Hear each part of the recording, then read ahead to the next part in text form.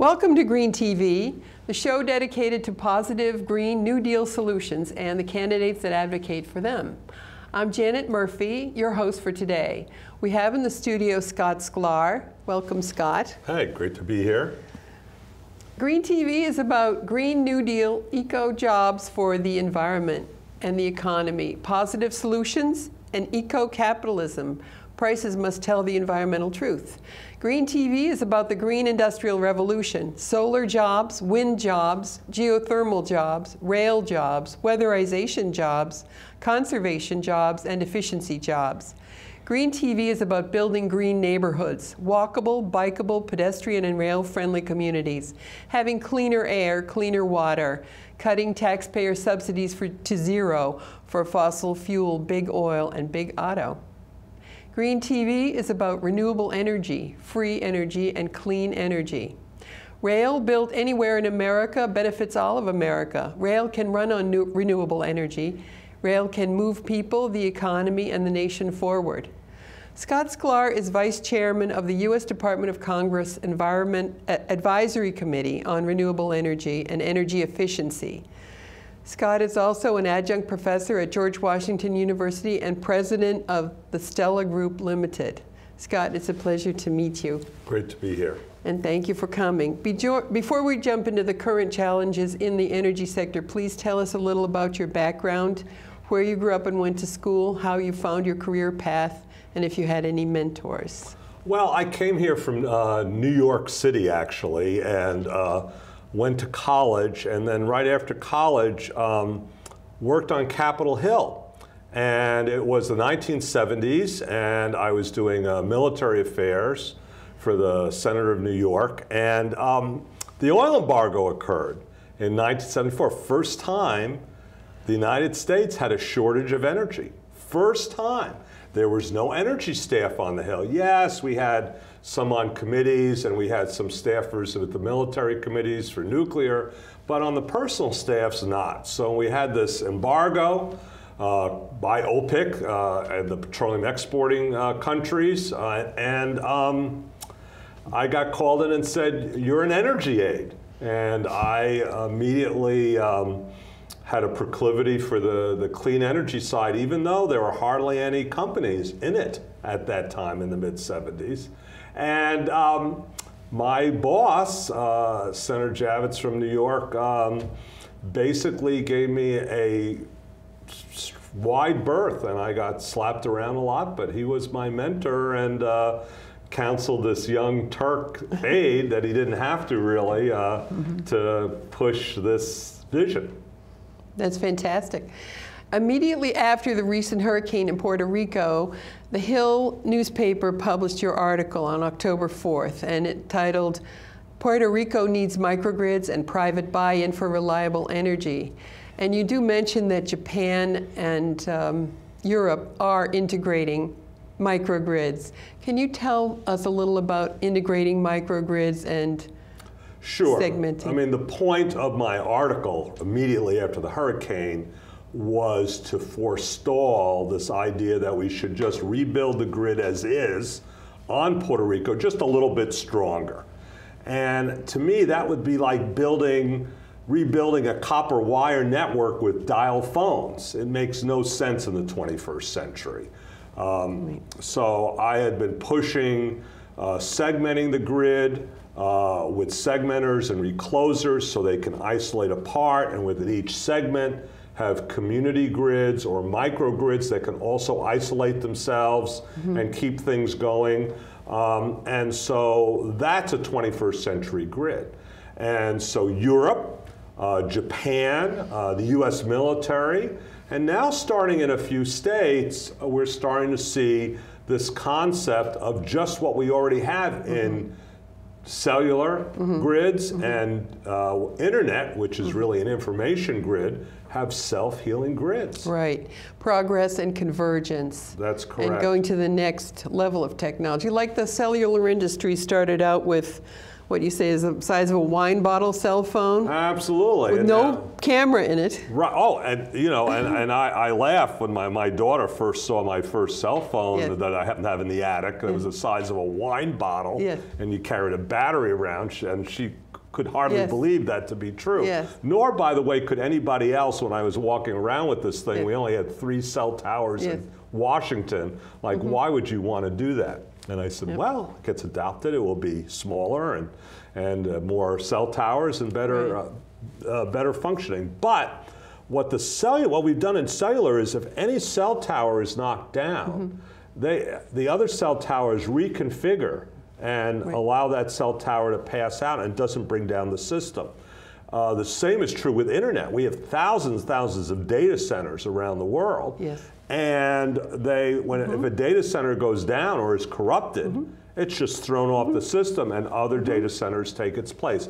These are called self-healing grids. And the third wave is electricity. And so the whole idea is to allow the system to continue, at least the critical functions, so that we can operate as a society. It's ridiculous to be able to go out every time there's a hurricane, a flood, a mudslide, a forest fire, sadly some acts of terrorism, and human error, and squirrels. And so you want to, we have the technology, it's not a technology issue anymore. And this does create jobs. And even though myself, I was a frequency coordinator for two-way radios, and right around 1972 or whatever it was, maybe, no, 1970. But anyway, when cell phones came in, that was a challenge to the old Motorola two-way radios. Well, not only that, we would have, I was working on Capitol Hill at the time in the Senate, we would have petitions from all these factories, from AT&T making dial phones. And all these people who spent their life making dial phones. But there are new jobs. That's right, there are new kinds of jobs. And the same thing, when computers started coming in, all these adding machine companies started going out of business. So we have lived through this many different times, and some of us who are old enough, sadly. And you know, to send people in the ground to dig out sooty rock and get black lung and pollute water, it makes absolutely no sense. No, it doesn't. And the numbers show it. The statistics of the jobs and the energy production and the dirt. Let's go on to, and that article in The Hill actually went through all the pieces of the infrastructure that are worthy of attention, and starting with communications. Correct. When you have a disaster, you need your cell phone. Right. You need that to work without question. And you need the road, the signal lights on the roads during Katrina, and I worked for the governor's staff in Mississippi and helped with New Orleans as well. And we had hybrid renewable energy systems, which meant they didn't have any fuel chain. They didn't have to worry about being filled up by diesel. Who has time to do that during a disaster? And we could keep the intersection signal lights operating, so emergency vehicles can get through, and the cell towers operating. The water, sewage, and fuel pipeline pumps, the municipal and water sewage plants operating, everything that's shared in an industrialized country that you need to keep going. And building energy. Now, you advocate for what you call a resilient, dispersed, and self-healing grid, and you say Chicago and Bloomington, Indiana have that. I'd like to ask you, what type of government mandates or rules would assist in bringing forth this convergence of energy technology, modeling the progress of communication? Well, I mean, there's several ways. There's no one right way, but for instance, the state of California has mandated a 1.3 gigawatt nuclear power plant, a third of electric energy storage, mostly battery banks and pumped hydro, but also compressed air and liquids and flywheels, and even hydrogen for that matter, as part of its electric grid. That's one way. The governor of New York has this whole re-envisioning the grid and to distributed generation, and just signed a energy storage bill in December 2017. And so moving like that, the Public Utility Commission in Maryland has pushed the utility to do microgrids, the utilities within the state. But ComEd, the utility for Chicago, has asked on its own to say they want to do microgrids, and that's why Chicago is moving forward. The legislature, totally bipartisan in Hawaii, has voted to go 100% renewables. Wow. As has the state of Vermont. So we're seeing these, actors all over the place. Governors, legislators, public utility commissions, companies, communities, and individuals. Yes. And that's really the way to do it. This is not a Democrat-Republican thing or a liberal-conservative thing. This is about how do we make our society more resilient, how we bring in innovation, and not be susceptible to all these things that we are sitting ducks for. Right. So it's very unifying, and it's security. Absolutely. I wanted to zero in a little on Hawaii and Vermont. Do they use a renewable portfolio standard of 100%, or how do they do that? Yeah, that's the goal. Renewable portfolio standards are that mostly state utility commissions, though in some cases it's state legislatures, they basically say for all new electricity, not looking backwards, forwards, you need a certain percentage of all the renewables by a certain date. And in some of the states, they also have energy efficiency. They have an energy efficiency standard as well, which is smart, because it's always less expensive to save energy than generate it from any source. That's what you learned from my two classes that's the motto I picked George up Washington University. So always cheaper to save energy. Always less expensive to do more with less. And that's with less energy and water, by the way. So that's what these states are doing, and then they leave it up to the market, really, to figure out what's that kind of blend. And obviously the utilities have something to say with that, but so do the end users, the big commercial and industrials. And generally, one of the drivers, we mandate banks to make sure that they have their deposits, their resources in portfolios, absolute mandated portfolios, because it's just like a mutual fund in the stock market. It's more stable. And so what states have done is saying we want portfolios. So if there's riots in Africa on uranium mining and uranium prices go up, we're not stuck with high nuclear costs, or so we have a pipeline explosion for natural gas, we don't have gas prices going up. And so by having more options in the marketplace, more choice by consumers, it allows stability of electric rates and prices, and that's great for the consumer. Diversity. Would you call nuclear a fossil fuel or a renewable energy? It's neither. First of all, it's not renewable. Uranium is not renewable. And so it's been hugged in some cases by environmentalists because you're not combusting anything. On the other hand, the uranium fuel cycle, both mining, conversion, and then nuclear waste disposal has immense number of environmental challenges. So it's not renewable, and frankly, we're seeing plants go down because they're so centralized. And and that's the other issue, is we're moving, just like to communications and data, to being closer to the customer. You know, everything's on the smartphone now. We have smartphones that started just by talking and now have data, have entertainment, have all these different things close to the customer, right? And so, and data's the same way. It's moving to the TV set, to the iPad, or the pad, to the smartphone. And energy's the same way. So these ideas of multi-billion-dollar central station power plants, next to a few big cities, true, but in the end, it's going to be smaller plants, much more agile, a much more complex blend of generation, storage, end-use management, which is energy efficiency with controls and sensors and smart thermostats, and it's going to be a complex web that we have on our other two grids. I want to ask you about batteries. I'm tempted to ask you about something else, but I'd like to ask you about batteries for the house. You said in one of your articles that you work with 38 different type of batteries. And one was a lithium ion, and one could be actually embedded in the walls of your house, and so forth. The battery in the rooftop solar model has been something that would offer the homeowner a chance to get off the grid and really personalize their use. Right. And of course, this plays right into the sky is falling scenario where the power companies are claiming that this is costing other people money.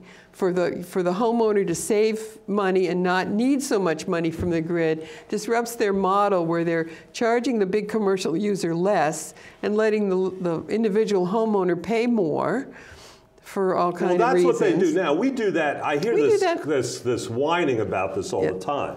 But every major utility allows the big commercial users to pay much less. Like Walmart pays much less than I do. Right. And you're subsidizing their rates. And you're subsidizing their rates on the grounds that it's helping your community, right? You're creating jobs and economic growth. Well, I could see if I take this LED light bulb and put it in a socket in my house and use 82% electricity, and it will last 21 years, well, right, I'm using less electricity from the grid. And that means people who use more are going to pay more for that power from that grid. Right, and those guys have built a model based on how much Scott was going to use, and if he stops using so much, it's like, yikes. Well, that's not fair to blame the solar industry. Well, and the solar industry, by the way, is very small. LEDs save more energy at this moment, or housing insulation. You don't want people to insulate their homes, pay more for electricity. Wasting. So this whole issue of burdening the grid should have nothing to do with how much you use. It should be what is a new model.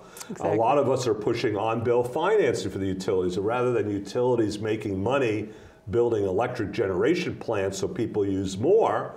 Why don't they finance and make the same return, allow the utility commissions, allow them to make the exact same return they make from a natural gas plant on financing people with insulation or LED light bulbs or smart heating and cooling systems like geothermal and others, and solar water heating and solar daylighting and solar and small wind electricity. Yes, sir. So this whole issue of blaming those that save energy is absolute nonsense and shouldn't be tolerated, actually. I agree with you.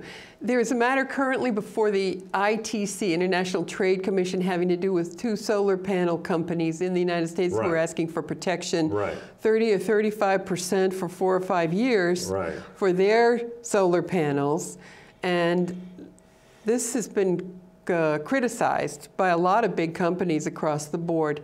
Well, not only virtually every conservative think tank has come out against it as well, which has been pretty interesting. That's fun. So, well, you know, there's this fight on companies, and this is focusing primarily on China and Taiwan, producing low-cost solar panels, and that's hurting the domestic manufacturers. Not that there are that many, but there are. And these 2 companies were claiming that if that was solved, they could compete. And I feel their pain, but the remedy is not going to solve their problem.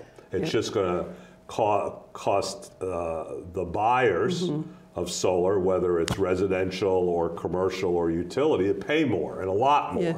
And it's going to give up a lot of jobs, more than manufacturing. Manufacturing is a robotic manufacturing. It's not a lot of human intensity. The human intensity in the United States is the distribution of solar, the installation of solar, and the service of solar, or wind for that matter, same thing. So, or biomass. I mean, it doesn't really matter. The point being, the labor is in the deployment, not in the manufacturing. So my real question is, if they did that, which the International Trade Commission has sort of gone halfway between what the manufacturers wanted and what the industry wanted, would those companies be operating after that, if that's signed, sealed, and delivered by the White House? Absolutely not. Fundamentally, they're not competitive. They're great companies. Yeah. I've used their technology, so nothing yes. around technology. They're just not competitive. Yes. You know, you need bigger manufacturing plants, you need bigger robotics, and you frankly can put as, you know, trade protection as much as you want. It's going to hurt your overall market. Yes. You had a TEDx talk in April, and you say extraction conversion is the single largest cause of air and water pollution in the world, impacting climate, impacting national security, and very heavy in water use. Have you heard an argument that animal agriculture is a huge user of resources too?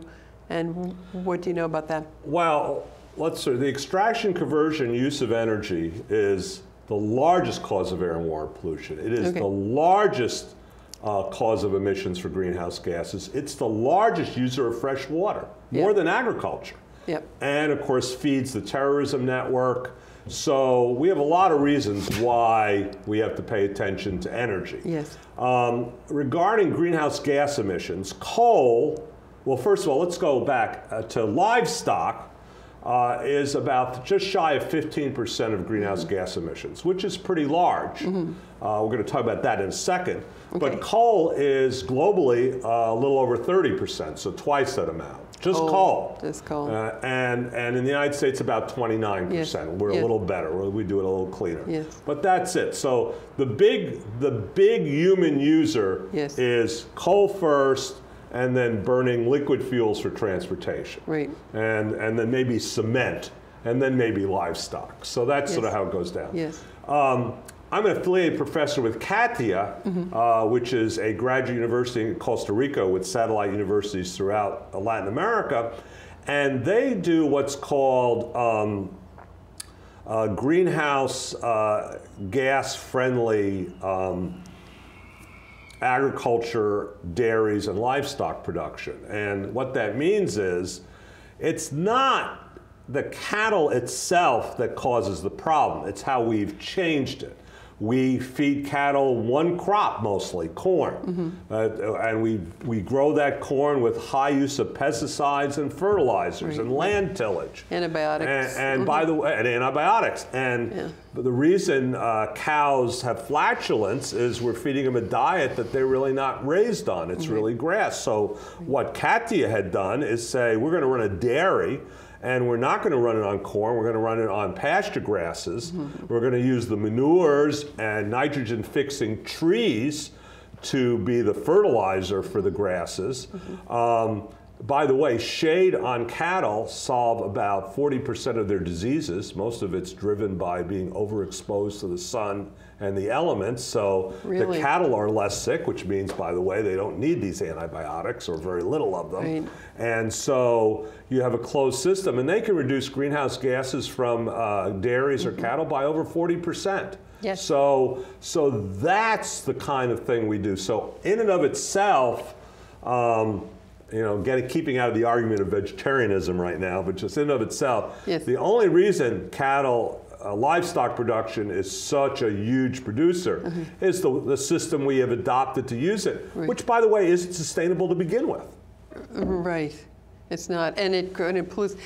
There's terrible pollution in the Chesapeake Bay and so forth of the lagoons, of the, you know, they're very heavy polluters of water, and all this. But you know, you take some of the I guess I can't name a company, but one of the biggest producers of chickens on the Delmarva Peninsula now has renewable energy systems that take the poultry litter and turn it to energy and fertilizer, and not let it go into the bay. We can intercept it. We have a big misunderstanding of biomass. We have a lot of waste. Everything living gives us waste.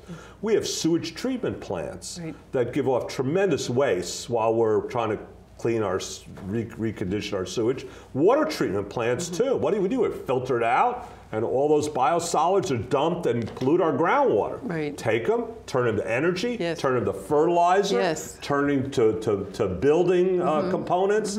Those are the things we need to do, and it's cost effective, and it solves a lot of environmental regulation when you do it that way. And methane, which comes off of manures and sewage and purifying water, methane is a much more potent greenhouse gas than carbon, about over 20 times. Yeah. Now, shorter lived in the atmosphere than carbon, of course, but we need to look at these things, and we need to integrate it in our economy. Right.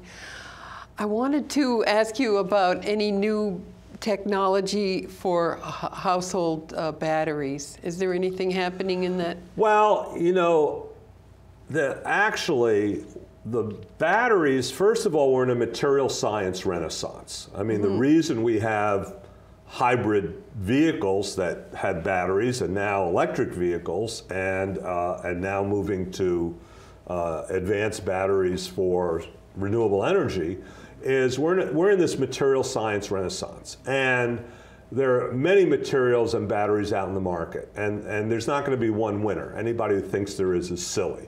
And there are going to be lots, each of these materials have different attributes that are applicable to certain end uses.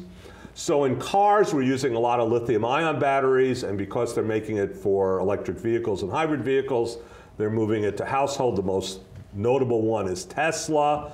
And they're selling a pre-standardized battery bank called a Powerwall product that could be leased. And it's a package, it's standardized, and there's a service contract, and people like that. And the biggest battery manufacturer in the United States, Johnson Controls, making a battery bank, and this one's the first one where the batteries actually snap out of the cabinet. So you don't need wires. A lot of problems with battery banks are not the batteries. It's the connectors on the wires. Either they calcify like in your car, or rodents eat it, or they heat up. Well, this one has none of that. And you can just have anybody, you know, the janitor, one of my grad students, change out the batteries. So it's more the package configuration and then how you finance it that's really starting to change the game. And it's very exciting. And these different states, plus Department of Defense and the private sector are starting to say we want cleaner power, less sags and surges and transients that ruin digital equipment, more electric power reliability. We're in a digital world, communications, the internet, Amazon, you know, all that stuff. You make a huge amount of money if you can communicate, and you lose a huge amount of money when you can't. And that's what the batteries are going to be integrated on, and we are going to see amazing things happen. And it's the form factors, not necessarily just the materials, that are going to be the more exciting part of this. Fantastic. So you say we're in a renaissance, and I know you informed me about a very amazing ink that can print a solar panel for you. Well, we have many different processes. By the way, we can use nanotechnology inks to make thin film batteries. I brought a solar panel that's produced on an industrial inkjet printer, and this is the ink on this plastic is producing electricity. Wow. And I can do it in any color. I don't have to use this color, but I use it in any color, any pattern, and so you can use it behind windows. I have one under awnings in my facility in Arlington, Virginia. And produce power. And so this is thin film. And the future of photovoltaics, by the way, and that's what these solar electric panels are called, photo for sunlight, voltaic for electricity, is not necessarily going to be panels anymore. It's going to be paints that are on the south side of your building, or black goop that's on the roof of your building, roof tar basically, that produce electricity. Amazing. That's the future. And we're you know, in a transition to that ultimately, and it's going to take a few decades to become commonplace. But that's really what we have here in these technologies, as I try to keep it flat. Yes. I have a lot of different gadgets I brought with me. So, well, that's all we have for today. Thanks so much for being here, Scott. It's been a real pleasure. Thanks for having me. I'm Janet Murphy. Please join us again next time for Green TV. Thanks again. Scott.